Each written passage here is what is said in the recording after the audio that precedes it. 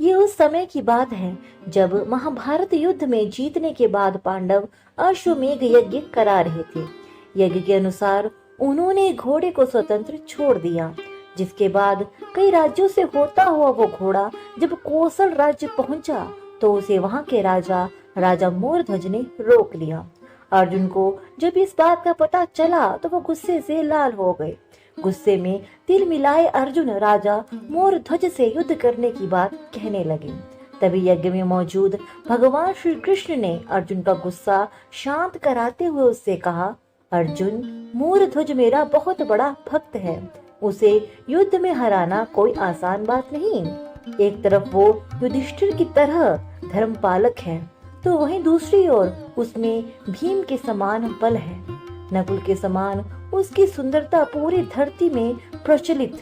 सहदेव की तरह उसमें सहनशीलता भी है। इतना ही नहीं, तुम्हारी तरह उसे भी धनुष विद्या में हराया नहीं जा सकता। श्री कृष्ण से मोरध्वज की इतनी तारीफें सुनकर अर्जुन चौंक गए।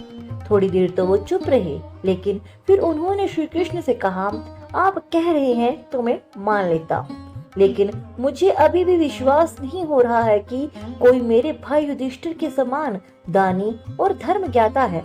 इसलिए मैं चाहता हूँ कि मैं राजा मोरध्वज से खुद मिलूं। अर्जुन की ये बातें सुनकर कृष्ण पहले तो मुस्कुराए, लेकिन फिर उन्होंने कहा, ठीक है, मैं तुम्हें राजा मोरध्वज से खुद मिलवाऊंगा, लेकिन इसके लिए मैं जैसा बोलूं तुम्हें वैसा ही करना होगा।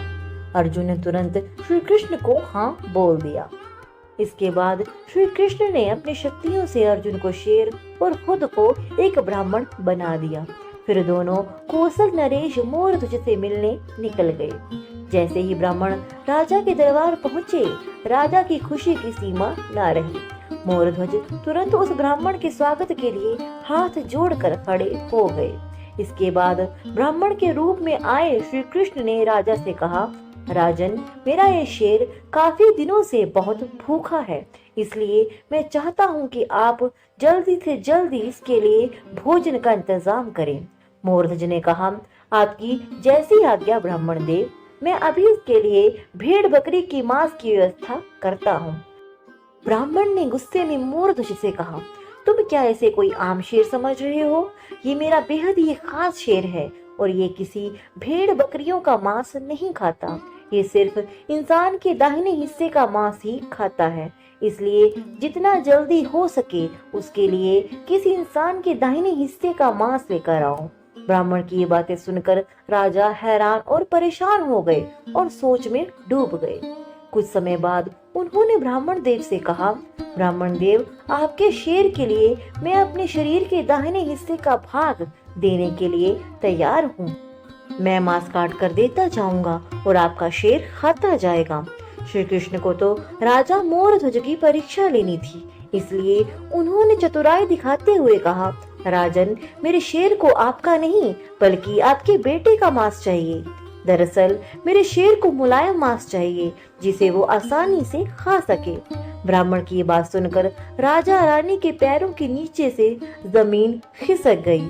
अपनी ममता से मजबूर रानी बिलख बिलख कर रोने लगी, लेकिन तभी वहां उनका बेटा राजकुमार ताम्रध्वज आया और उनसे कहने लगा, पिताजी, आप परेशान ना हो। अगर इस शेर की भूख मेरे मांस से मिट जाएगी तो ये मेरे लिए सौभाग्य की बात होगी। लेकिन तभी ब्राह्मण ने राजा के सामने दो शर्तें रखी।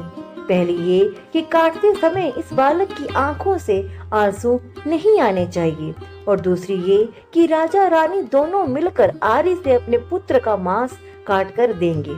मोरध्वज और उसकी पत्नी पर तो मानो जैसे दुखों के बादल ही फट गए, लेकिन अपने मन को मजबूत करके दोनों इस बात के लिए राजी हो गए।